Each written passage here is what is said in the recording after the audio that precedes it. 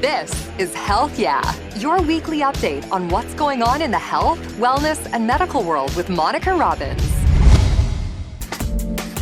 The holidays can be a tempting time for those in recovery. The holiday parties, festivities, the stress of family and friends and money can be difficult for some to cope with, and some may risk the brink of relapse. And before I knew it, I was a full-fledged alcoholic. The holidays bring up and bring out different things for everyone, whether you're in recovery or not.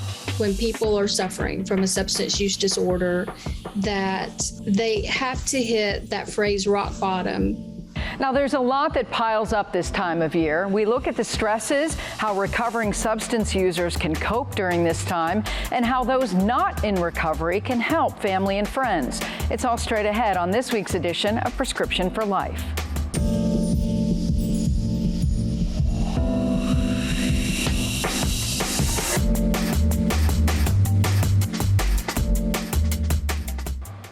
Hello and welcome to Prescription for Life. I'm Monica Robbins. Studies show the holiday season is a tough time for people struggling with addiction. The National Institute on Drug Abuse estimates between 40 and 60% of individuals in recovery will relapse at some point. And a relapse is not uncommon during seasons of stress. So the best way to overcome a relapse during the holiday season is to prepare yourself for the upcoming events ahead of time and know your triggers and let friends and family and sponsors know when things are getting rough. There are those out there who know the struggle firsthand and are there to help others. Our TV station in Knoxville, Tennessee shares one woman's story. So there's a lot of contributing factors. I know for me, holidays kind of make me sad. I don't have children, so, it just kind of puts you in a funk. Jennifer Nicely knows what it is like to suffer with addiction. I started using when I was 14, and I was an alcoholic by the time I was 18. Nicely says by the time she turned 30, her addiction got worse after dealing with the death of a close friend. And I was introduced to meth at that time, and it was just something that unfortunately would numb everything out to where I could still go to work. About a month ago, Nicely celebrated 7 years of being clean. The holiday season can be hard for people like Nicely or people who still struggle with addiction. The CDC reports nearly 91,000 drug-related deaths have been reported for the month of December since 1999. Although Nicely has not used in almost a decade, she understands why some people struggle with addiction during the holiday season. Seasonal affective disorders, which are depression, significant depression. Loneliness is another contributing factor. As a result, some people may use more or even relapse. Some of it is masking, dealing with stress and pressure just caused by the season. Nicely says there are things families can do to help a relative. I think the greatest help is compassion. This next story is about a man whose recovery journey pushed him to start his own organization to help others. Take a look at this story from our station in Alabama. Drug and alcohol addiction can impact anyone, and the holidays are a sensitive time for someone battling addiction.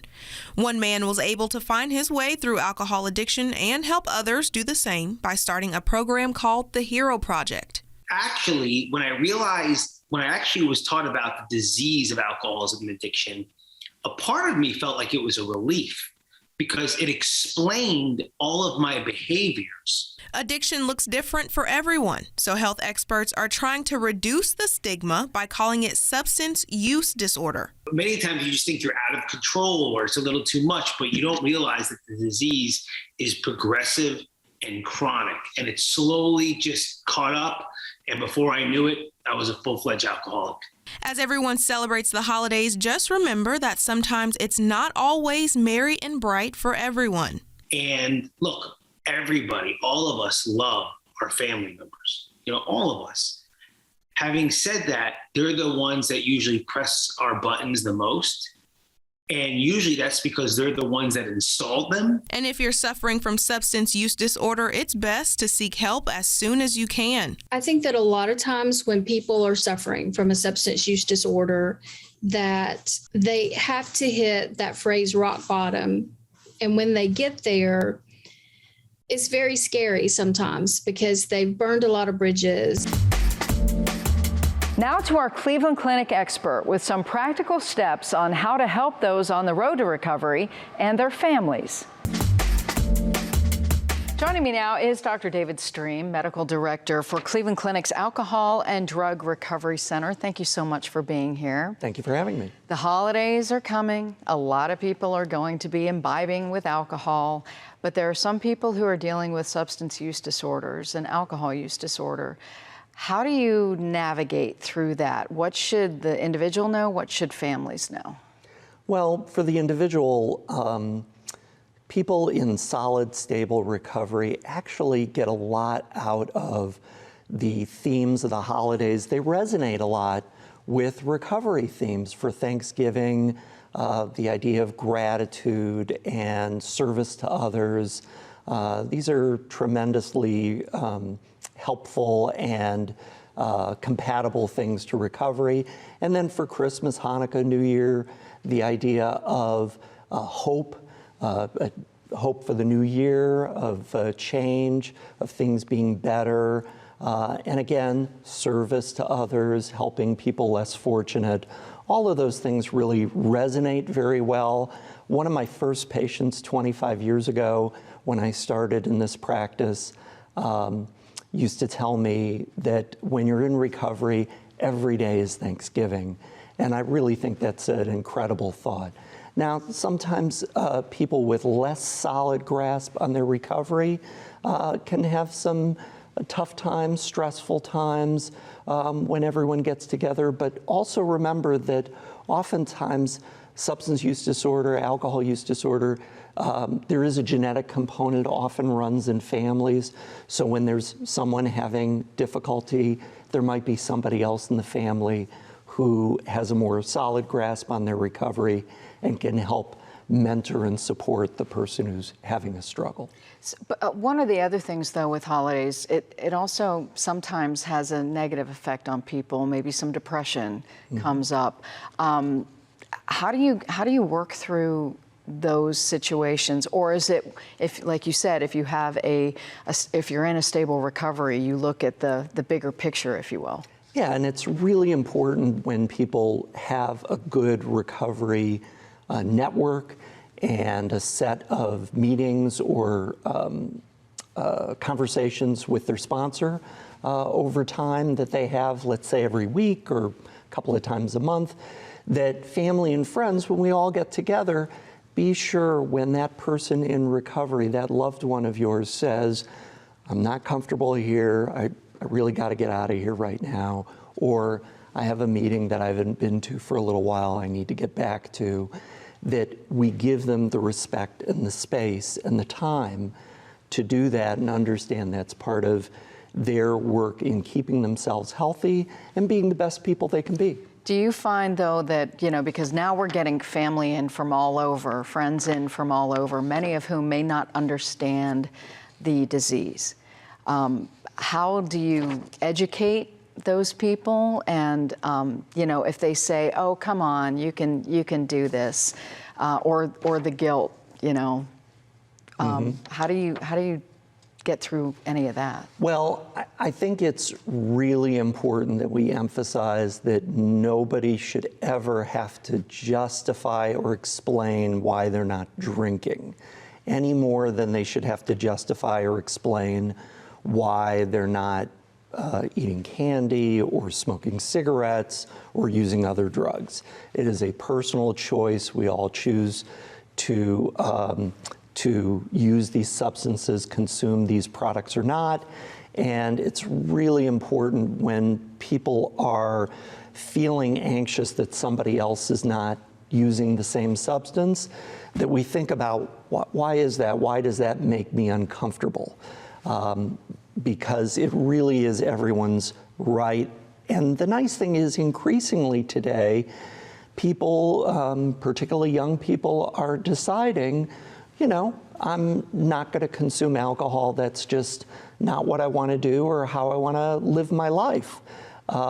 So I think a lot of people are making that choice, and I think it's a very positive, healthy choice. Do you find that a lot of people start realizing or accepting the fact that maybe they need help around the holidays because there is so much, consuming, and then you have alcohol-free January. I think a lot of people who are trying to be abstinent, to be sober, do identify the holidays as a high-risk time. And a lot of times the recovery network, the sponsors, will increase the amount of contact. I think that 12-step meetings and support meetings really don't take a week off, ever, because of the holidays. And they recognize that these are times where they're needed more than ever, particularly in a place like Northeast Ohio, where we have a very vibrant, very active 12-step-based recovery community owing to the founding of AA in Akron. So when people have a party and you're inviting somebody who may have an issue, options, because nobody wants to be the one who, oh, we can't have alcohol because, Billy can't drink or whatever. So what's your advice to families who, are planning events, how to keep everything inclusive but not singling someone out?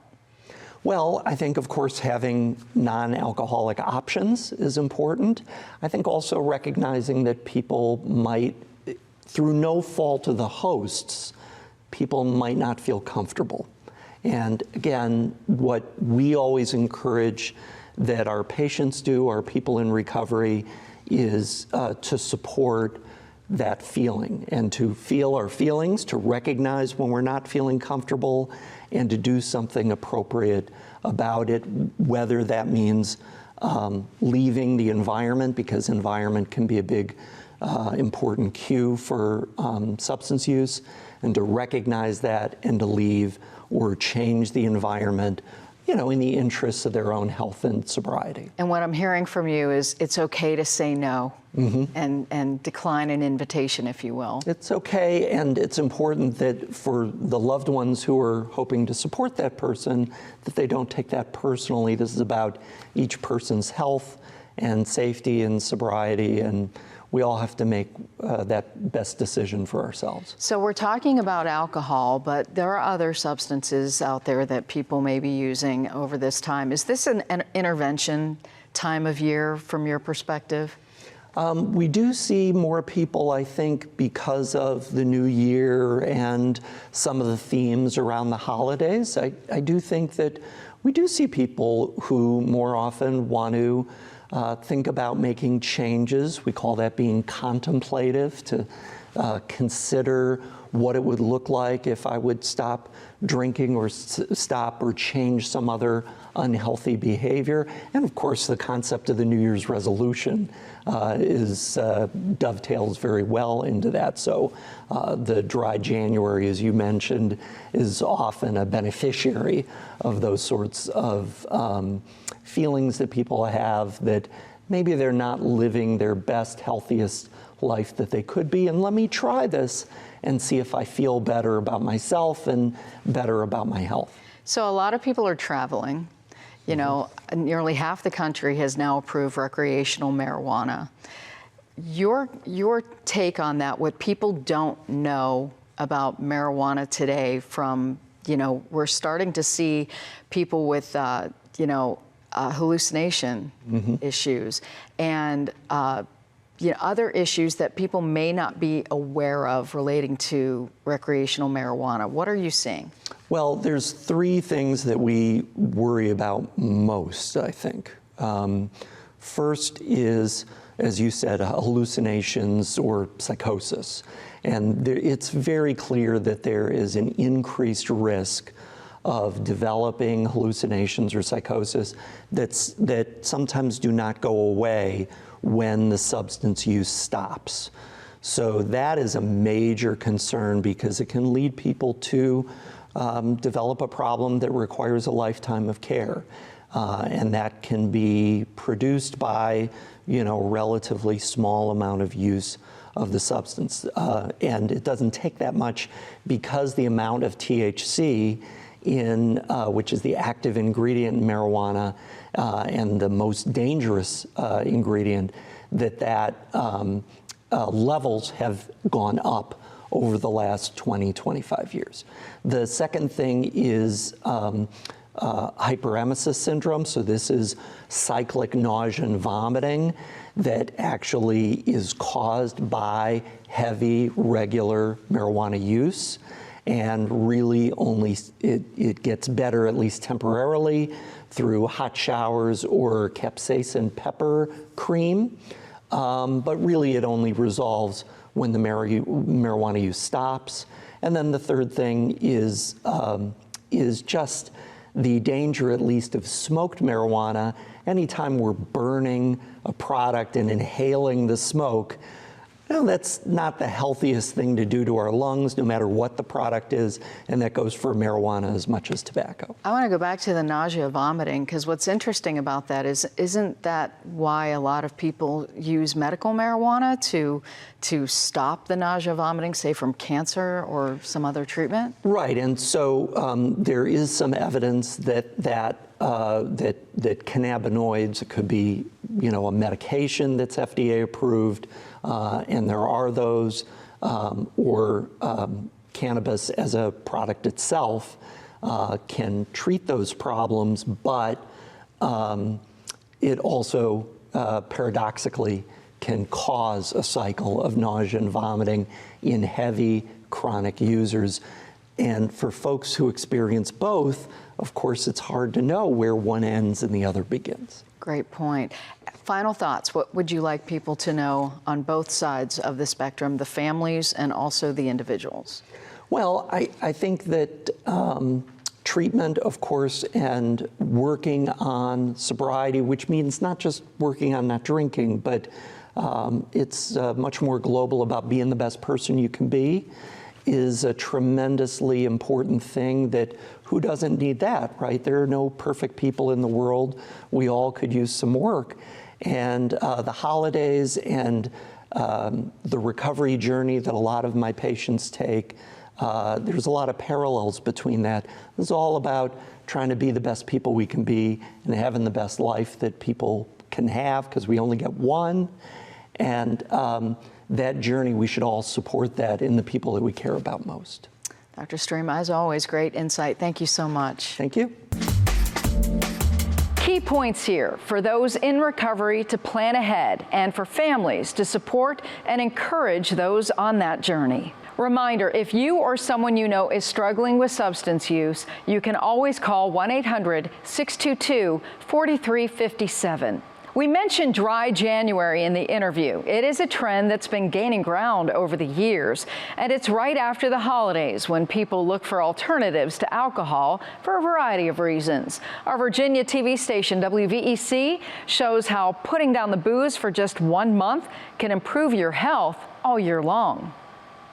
Chris Simmons wants to meet people where they are. We wanted to create a way that enable people to live a life that they want to live. His shop, Ceremony, specializes in non-alcoholic beer, wine, and spirits. Whether you're cutting back on alcohol for dry January or beyond, Simmons says their drinks are for everyone. Those that are expecting, those that are nursing, people that are on medication. Or even if it's just to improve your overall health. The challenge to stop drinking for 31 days started back in 2013. Last year, 19% of adults 21 and older participated in dry January. This year, people are putting away their alcohol once again. So what's the buzz all about? When the body is breaking down alcohol, it's taken away from other functions that it could be performing. Experts say there's clear evidence that taking a break from booze can help your body and your mind. A large-scale study in England found people who participated felt more in control of their drinking and felt a sense of accomplishment. They also thought more deeply about their relationship with alcohol. And the benefits of giving this up can be more than just skin deep. In other smaller studies, people saw improvements in their blood pressure, weight, insulin resistance, and cancer-related growth factors. People also got better sleep and an energy boost. And Simmons wants to do his part to help year-round. As people start to find alternatives and make small changes, then they start to see how it feels. Sarah Hammond, 13 News Now. That's all for this edition of Prescription for Life. I'll be back next week with another dose. And until then, I'm Monica Robbins, wishing you and yours good health. Thank you so much for tuning into Health Yeah. Please find me on Twitter and Instagram at Monica Robbins. Like and follow my Facebook page, Monica Robbins WKYC. Find video podcasts at Monica Robbins channel on YouTube. And please subscribe. Wishing you great health and hope to see you again soon. Thanks for listening to Health Yeah with Monica Robbins from WKYC Studios. Subscribe now so you never miss an update. And find more on everything you heard here on WKYC.com and on the WKYC app.